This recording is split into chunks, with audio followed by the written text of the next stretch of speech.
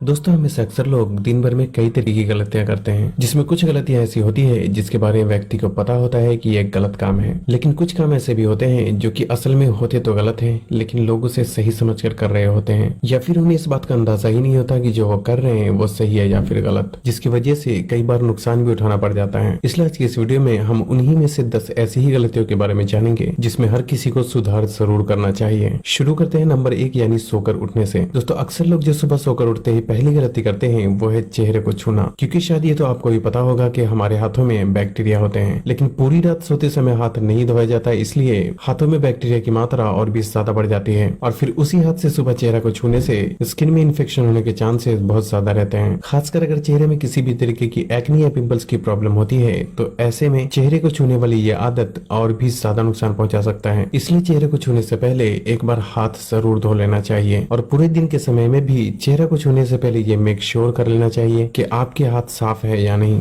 Number 2 है toothbrush. दोस्तों आज भी बहुत से लोग ऐसे होते हैं जो कि ब्रश करना बिल्कुल भी जरूरी नहीं समझते हैं, लेकिन जो लोग करते भी हैं तो एक ही ब्रश को इतने लंबे समय तक इस्तेमाल करते हैं कि जब तक कि ब्रश का पूरी तरह से जनासा नहीं निकल जाता तब तक कि उसे बदलना बिल्कुल भी जरूरी नहीं समझते हैं, जो कि एक बहुत ही गलत तरीका है, क्योंकि टूथब्रश से दांतों की सफाई तब तक ही हो पाती है जब तक कि उसके ब्रिसल्स सीधे रहते हैं, और जब एक बार ब्रश फैल जाए तो वो दांतों के बीच नहीं पहुंच पाता, और जिससे कि हमें तो ऐसा लगता है कि हम डेली ब्रश कर रहे हैं, लेकिन एक्चुअल में दांतों की सफाई हो ही नहीं पाती, और जिससे कि दांतों और मसूड़ों से जुड़ी कई तरीके की समस्या शुरू होने लगती है। इसलिए जरूरी है कि टूथब्रश को सही समय पर बदलने का भी खास ख्याल रखना चाहिए। नंबर 3 है बहुत ज्यादा झाग पैदा करने वाले टूथपेस्ट। दोस्तों यहाँ लोग अक्सर गलती करते हैं और उसे सही समझते हैं, क्योंकि ज्यादातर लोगों को ऐसा लगता है कि हर वो चीज जिसे इस्तेमाल करने पर बहुत ज्यादा झाग बनता है उससे सफाई भी बहुत ही अच्छी तरह होती है, लेकिन ऐसा सोचना पूरी तरह से गलत है, क्योंकि अच्छी सफाई के लिए झाग बनना बिल्कुल भी जरूरी नहीं होता, लेकिन क्योंकि ज्यादातर लोग ऐसा सोचते हैं इसलिए कई सारी कंपनी दांतों की सफाई के लिए इस्तेमाल किए जाने वाले टूथपेस्ट में भी झाग पैदा करने के लिए एक केमिकल का इस्तेमाल किया जाता है, और जिसका नाम है सोडियम लॉरल सल्फेट।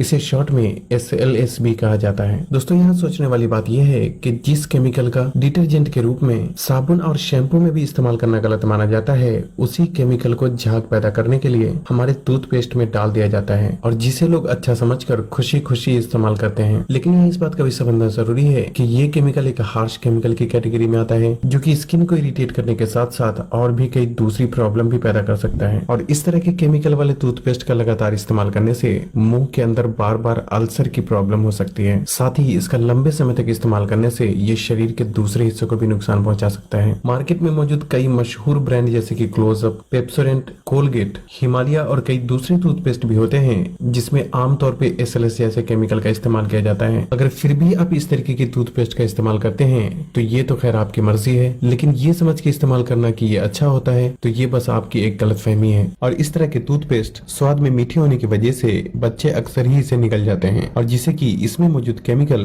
उनके शरीर के दूसरे हिस्से को भी नुकसान पहुंचा सकता है। साथ ही आपको ये बात भी दिमाग से निकाल देना चाहिए कि अच्छी सफाई के लिए झाग बनना जरूरी होता है, क्योंकि ऐसा बिल्कुल भी जरूरी नहीं है। खासकर टूथपेस्ट के मामले में तो हरगिज नहीं। मार्केट में डाबर रेड पेस्ट और विको वज्रदंती जैसे कुछ टूथपेस्ट होते हैं जिसमें SLS जैसे हार्श केमिकल का इस्तेमाल नहीं किया जाता। साथ ही इसे बनाने में कई तरह की प्राकृतिक जड़ी बूटियों का भी इस्तेमाल किया जाता है, जिससे कि इन दोनों में से किसी एक का इस्तेमाल करना ज्यादा बेहतर ऑप्शन हो सकता है। बाकी आगे आपकी मर्जी है, आप जो चाहें और जैसा चाहे इस्तेमाल कर सकते हैं। नंबर 4 है चेहरा धोते और पोंछते समय बहुत ज्यादा जोर से रगड़ना। दोस्तों ज्यादातर लोगों को ऐसा लगता है कि चेहरे को जोर से रगड़ने से चेहरा अच्छी तरह साफ हो जाता है, लेकिन ये एक पूरी तरह से गलत तरीका है, क्योंकि चेहरे की स्किन बहुत ही नाजुक होती है जिसे रगड़कर साफ करने से बहुत ही जल्दी डैमेज हो जाती है, जिससे कि समय के साथ साथ चेहरे की स्किन धीरे धीरे ढीली पड़ने लगती है और कम उम्र में ही चेहरे पे झुर्रियां दिखने लगती है। इसलिए चेहरे को हमेशा ही हल्के हाथों से ही धोना और पोंछना चाहिए, और चेहरे पे जमी डेड स्किन को साफ करने के लिए जोर से रगड़ने के बजाय फेस स्क्रब का इस्तेमाल करना चाहिए। फेस स्क्रब क्या होता है और इसका इस्तेमाल किस तरह किया जाता है, इस बारे में आपको YouTube पे भी कई सारी वीडियो मिल जाएगी, जिसे देखकर आप उसे आसानी से कर सकते हैं। नंबर 5 है नहाना। दोस्तों वैसे तो नहाने में अक्सर लोग कई तरीके की गलतियां करते हैं, लेकिन जो सबसे आम गलतियां होती है वो है शरीर के साथ साथ चेहरे और बालों में भी साबुन का इस्तेमाल करना। क्योंकि बहुत से लोगों को ऐसा लगता है कि साबुन में केमिकल नहीं होता, जबकि फेस वॉश और शैम्पू में केमिकल होते हैं। लेकिन ऐसा सोचना भी पूरी तरह से गलत है, क्योंकि साबुन में और भी ज्यादा केमिकल का इस्तेमाल किया जाता है और जो कि चेहरे और बालों के लिए बिल्कुल भी सुटेबल नहीं होता। और इतना ही नहीं, ज्यादातर साबुन में झाग पैदा करने के लिए उसमें SLS यानी सोडियम लॉरल सल्फेट जैसे केमिकल का भी इस्तेमाल किया जाता है। इसके अलावा साबुन में सोडियम और फैट भी काफी मात्रा में मौजूद होता है, जिससे कि साबुन का चेहरे और बालों में लगातार इस्तेमाल करने से ये स्किन को बहुत ज्यादा ड्राई और इरिटेट कर सकता है। और कुछ साबुन तो ऐसे भी होते हैं जो कि रोम छिद्र को बंद कर देते हैं, जिससे कि एक्ने और पिंपल्स की प्रॉब्लम भी शुरू होने लगती है। इसलिए चेहरे के लिए फेस वॉश और बालों के लिए शैम्पू इस्तेमाल करना ज्यादा बेहतर ऑप्शन हो सकता है। लेकिन यहाँ भी इस बात का ख्याल रखना जरूरी है कि हर किसी की स्किन अलग अलग होती है और ये भी बिल्कुल भी जरूरी नहीं है कि हर शैम्पू या फेस वॉश केमिकल फ्री ही होते हैं। इसलिए जरूरी है कि इन चीजों को खरीदते वक्त उसकी इंग्रेडिएंट्स लिस्ट को जरूर चेक कर लेना चाहिए। हालांकि मामा अर्थ, अरोमा मैजिक, रस्टिक आर्ट और वाव जैसी कुछ कंपनी होती है जिसके प्रोडक्ट काफी हद तक केमिकल फ्री होते हैं, लेकिन फिर भी इसे भी खरीदते वक्त आप इसकी इंग्रेडिएंट्स लिस्ट को एक बार जरूर चेक कर लें। और अगर आप चेहरे और बालों के बारे में डिटेल में जानना चाहते हैं तो आप हमारे चैनल पे मौजूद ये वीडियो देख सकते हैं, जिससे आपको अंदाजा हो जाएगा कि आपको किस तरह के शैम्पू और फेस वॉश का इस्तेमाल करना चाहिए। नंबर 6 है एक ही टॉवल से बॉडी, चेहरे और बालों को भी पोंछना। दोस्तों कुछ लोग तो इससे भी 2 कदम आगे निकल जाते हैं और पूरे परिवार के लोग एक ही टॉवल का इस्तेमाल करते हैं, लेकिन ये अपने आप में एक बहुत ही गलत तरीका है, क्योंकि हमारे खुद के ही शरीर के अलग अलग हिस्से में अलग अलग तरह के बैक्टीरिया होते हैं और जब एक ही टॉवल का इस्तेमाल किया जाता है तो वो बैक्टीरिया बालों और चेहरे की स्किन पर ट्रांसफर होकर काफी हद तक नुकसान पहुंचा सकता है, जिससे कि एक्ने, पिंपल्स और बाल झड़ने जैसी समस्या भी शुरू हो सकती है। इसलिए या तो अपने शरीर, चेहरे और बालों के लिए अलग अलग टॉवल का इस्तेमाल करें या एक बड़ा सा टॉवल खरीदकर निशान लगा लें, जिसमें एक साइड से बॉडी और दूसरे साइड से बाल और चेहरे को पोंछा जा सकता है। लेकिन किसी भी हालत में अपना टॉवल किसी और से आपको शेयर बिल्कुल भी नहीं करना चाहिए। और अगर कभी मजबूरी में आपको किसी और का टॉवल इस्तेमाल करना पड़ता है तो उसे किनारे की तरफ से इस्तेमाल करें, क्योंकि ज्यादातर लोग टॉवल को बीच से इस्तेमाल करते हैं, जिससे कि किनारे वाला हिस्सा अक्सर ही साफ रह जाता है। नंबर 7 है बालों में तेल लगाना। दोस्तों यहाँ लोग 2 तरह की गलतियां करते हैं। एक तो ये कि कुछ लोग बालों में तेल लगाते ही नहीं, और दूसरा ये कि